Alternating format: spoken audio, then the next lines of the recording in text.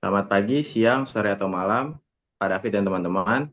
Kami di sini akan mempresentasikan tentang panel proyek kami yang berjudul Perlindungan Privasi Data Pribadi di Era Kecerdasan Buatan, Tantangan dan Solusi. Oke, boleh next.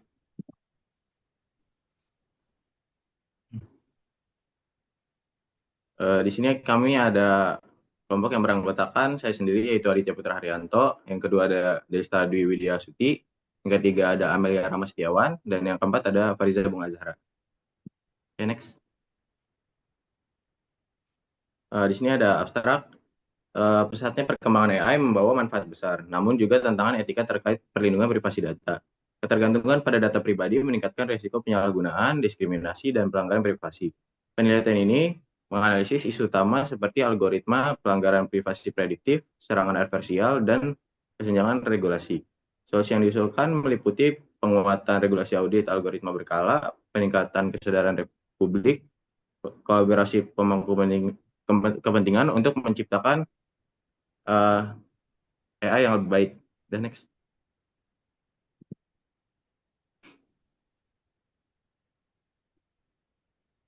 Di sini ada pendahuluan.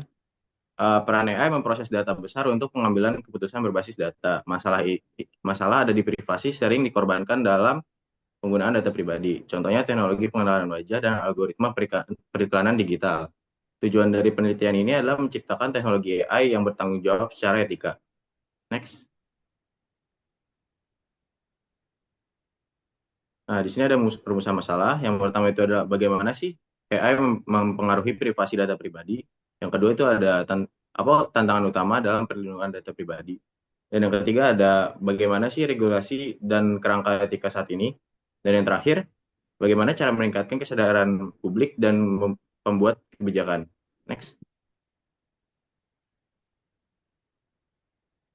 Oke, untuk Nah, di sini ada selanjutnya, tujuan penelitian.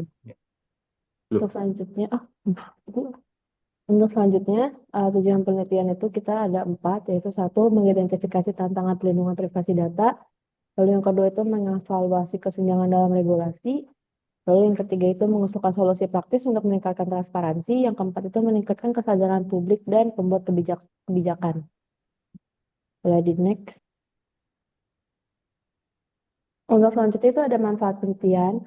Untuk manfaat penelitian ini tuh ada 5, yaitu satu, mengurangi risiko pelanggaran privasi, dua, yaitu meningkatkan transparansi pengelolaan data, yang ketiga itu memberikan panduan regulasi untuk melindungi privasi data di era AI, yang keempat itu mendorong pengembangan AI yang etis, yang kelima itu memberdayakan masyarakat meningkatkan kesadaran publik tentang pentingnya perlindungan data pribadi. Next.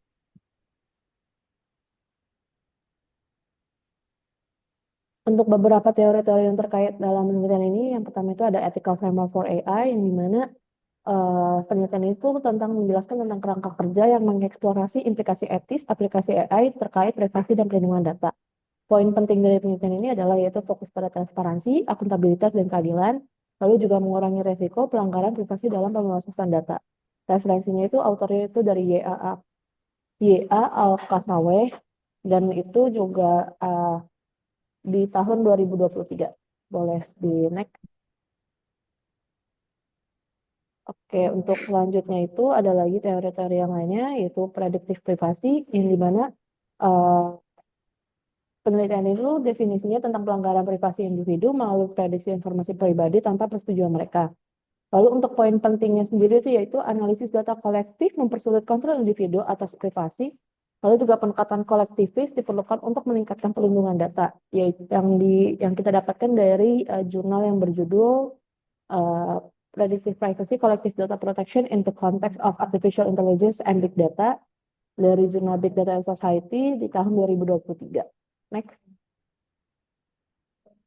Untuk teori terkait terakhir itu ada di Ethical Implication of AI in Privacy Policies, yang dimana penelitian ini tuh menjelaskan tentang tantangan etika yang ditimbulkan oleh teknologi AI dalam menilai kebijakan privasi. Poin-poin pentingnya itu ya ada poin pertama yaitu pentingnya transparansi dan pemberdayaan pengguna dalam memahami kebijakan privasi. Lalu yang kedua itu kekhawatiran terkait bias dan akurasi pada evaluasi kebijakan privasi dengan AI. Yang kita dapat dari jurnal yang berjudulkan Assessing Privacy Policies with AI, Ethical, Legal, and Technical Challenges yang dari jurnal RSIV yang dipublish tahun 2024. Thank you, boleh dilanjutkan oleh teman saya. Oke, selanjutnya itu ada literatur review tabelnya. Di sini eh, penulisnya itu ada yang Kasawaneh, ada 3 jurnal, yaitu pertama itu penulisnya Kasauneh, kedua itu ada M. Kalvari dan kawan-kawannya, dan juga yang ketiga ada Lami dan juga kawan-kawannya. Nah, untuk research objektifnya, yang pertama itu untuk meninjau aplikasi AI dalam keamanan dan privasi. Yang kedua itu untuk mengeksplorasi tantangan etika yang ditimbulkan oleh teknologi AI generatif. Dan yang ketiga itu untuk menyelidiki persepsi publik tentang privasi data dalam aplikasi AI. Nah, yang pertama ini data collection metode itu menggunakan content analysis, yang kedua itu systematic review, dan yang ketiga itu survei. Nah, untuk data processing metodenya, yang pertama itu kualitatif dan kuantitatif, yang kedua itu kualitatif, yang ketiga itu statistical analysis. Nah, untuk respondennya, itu yang pertama ada 240 artikel analysis, yang kedua itu ada 50 studies reviewed, dan yang ketiga itu ada 500 partisipan. Nah, untuk hasilnya, yang pertama itu ditemukan kerentanan yang signifikan dalam sistem AI, merekomendasikan peningkatan strategi pertahanan cyber. Yang kedua, itu hasilnya mengidentifikasi masalah etika utama termasuk bias dan informasi yang salah, mengusulkan pedoman untuk penggunaan yang bertanggung jawab. Dan untuk yang ketiga, itu ditemukan kekhawatiran publik yang signifikan mengenai penyalahgunaan data oleh AI, menyarankan inisiatif pendidikan. Next.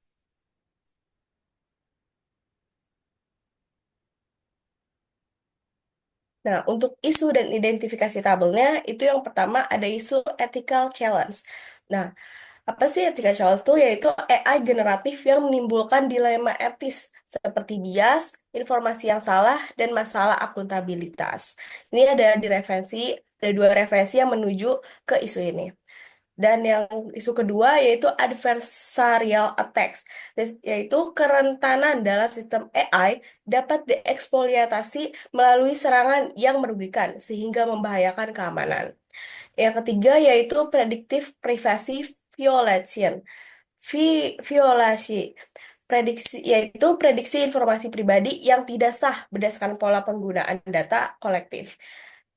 Dua isu itu direferensikan oleh 1 jurnal. Next.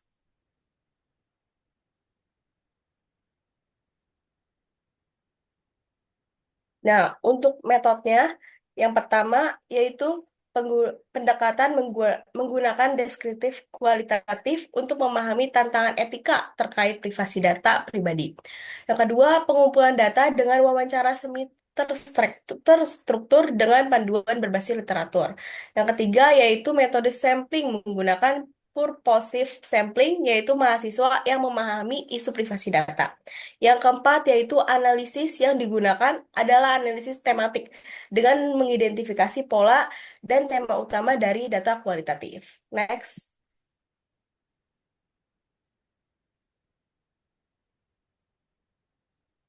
Untuk hasil analisinya itu yaitu tematik tantangan etika dalam AI generatif. Yang pertama itu bias dalam data dan algoritma. Dua, kurangnya transparansi keputusan AI. Tiga, ketidaksesuaian dengan konteks budaya lokal. Prediktif privasi, prediksi tanpa persetujuan pengguna, pemanfaatan data kolektif dan tidak adil. Next.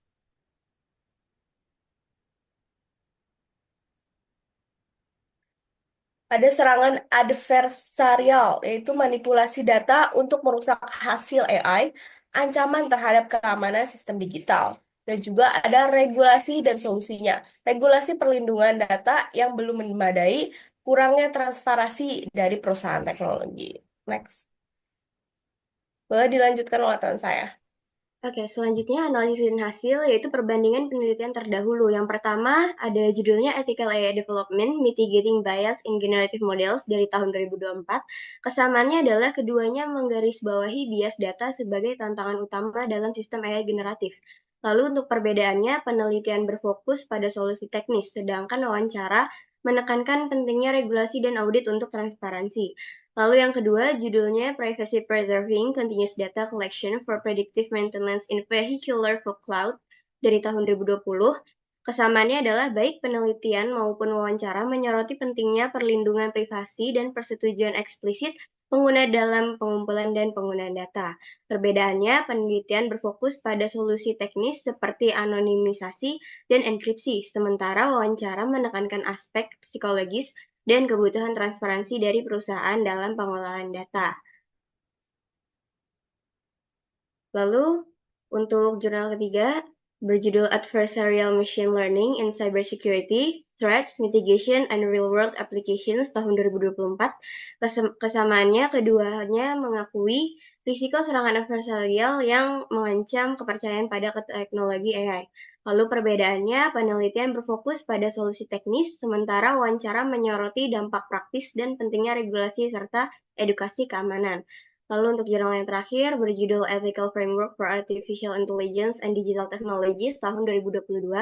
Kesamaannya, keduanya menyoroti pentingnya persetujuan eksplisit pengguna dalam pengelolaan data. Untuk perbedaannya, penelitian fokus pada kerangka kolaboratif, sedangkan wawancara menekankan sanksi tegas dan edukasi publik tentang privasi. Nah, untuk interpretasi temuan, yang pertama adalah bias dalam sistem AI generatif, ketidakadilan akibat data tidak representatif, lalu ancaman serangan adversarial, manipulasi AI berdampak negatif pada individu dan organisasi. Yang ketiga, pelanggaran privasi dalam prediksi, data digunakan tanpa izin eksplisit, merusak kepercayaan pengguna. Lalu yang terakhir, kesenjangan regulasi. Aturan belum cukup untuk melindungi privasi data pengguna. Jadi kesimpulan dan sarannya adalah yang pertama, kesimpulannya kecerdasan buatan membawa manfaat besar tetapi juga risiko serius pada privasi data. Lalu perlunya juga penguatan juga regulasi dan solusi teknis serta edukasi publik untuk menciptakan ekosistem AI yang etis. Sarannya yang pertama, regulasi perlindungan data yang tegas, lalu edukasi publik tentang hak privasi, yang ketiga audit algoritma secara berkala, yang terakhir kolaborasi antara pemerintah, industri, dan akademisi. Sekian presentasi kelompok kami, terima kasih.